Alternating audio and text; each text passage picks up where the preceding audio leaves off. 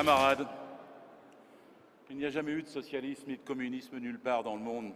Le socialisme est une idée neuve. Et face au capitalisme actuel qui nous mène au désastre, 87 hommes possèdent plus que la moitié de l'humanité.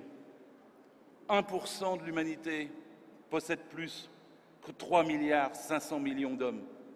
Ça nourrira fatalement ces inégalités, les guerres, les pandémies, la xénophobie, les racismes, les obscurantismes. En France, on a 2 milliardaires qui possèdent plus que 20 millions de Français. Et on a 6 millions de chômeurs et 9 millions de personnes en dessous de 900 €. En France, on a 500 familles qui possèdent plus que l'État, 440 milliards, plus que le budget de l'État.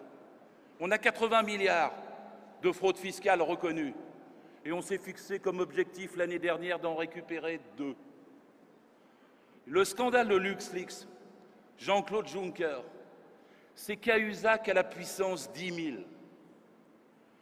Et pendant 30 ans, il a blanchi 2 400 milliards d'euros avec 340 multinationales, dont 58 multinationales françaises, qui sont allées là-bas, au Luxembourg, blanchir de l'argent de notre République pour ne pas donner à notre République.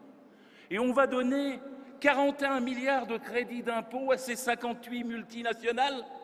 Vous pensez une seule seconde qu'ils vont s'en servir pour nous permettre d'avoir des résultats et de nous faire réélire en 2017? Une seule seconde, vous pensez ça? Bien sûr que non. LuxLeaks, c'est le scandale le plus énorme de l'Europe. Un trafic d'argent, un blanchiment mafieux fait par le président de l'Europe, avec nos multinationales, nos emplois, notre travail. L'année prochaine est le dernier budget utile pour 2016, le dernier budget utile. On peut peut-être aller chercher l'argent dans la fraude fiscale plutôt que de le prendre sur notre sécurité sociale, sur les petites retraites, sur les petits salaires, sur le SMIC bloqué, sur le point d'indice de la fonction publique gelé. L'argent est là. La République française n'a jamais été aussi riche et les richesses aussi mal réparties. Il y avait quelqu'un qui me disait « mais on ne peut pas distribuer ce qu'on n'a pas ». Forcément, ils l'ont pris. Ils ont vidé les caisses publiques et ils ont rempli les caisses privées. Il faut aller rechercher l'argent là.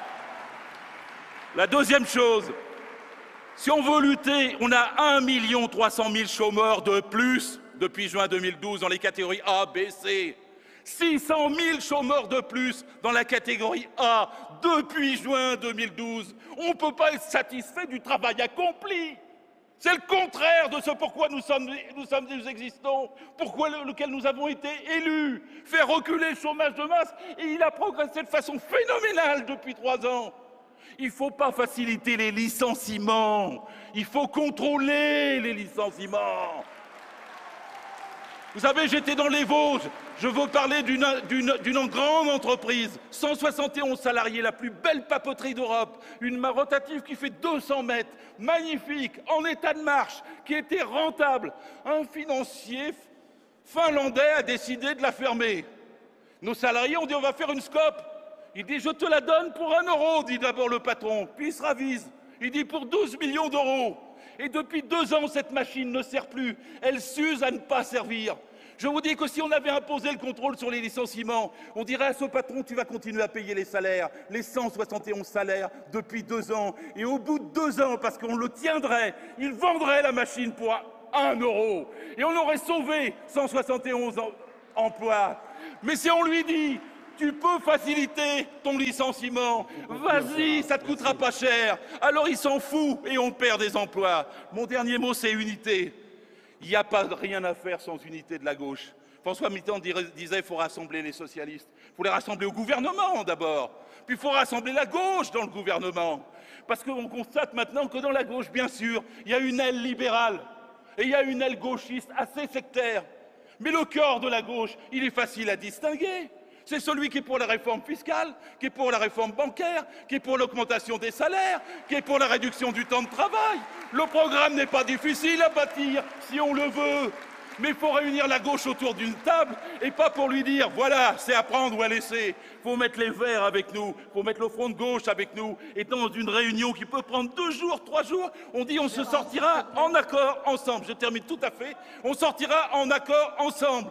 Le programme qui en sortira, si la gauche est réunie, il ne sera pas libéral, il ne sera pas gauchiste sectaire, il sera au cœur de la gauche, un programme socialiste authentiquement, comme celui qui mérite notre existence comme parti socialiste depuis un siècle.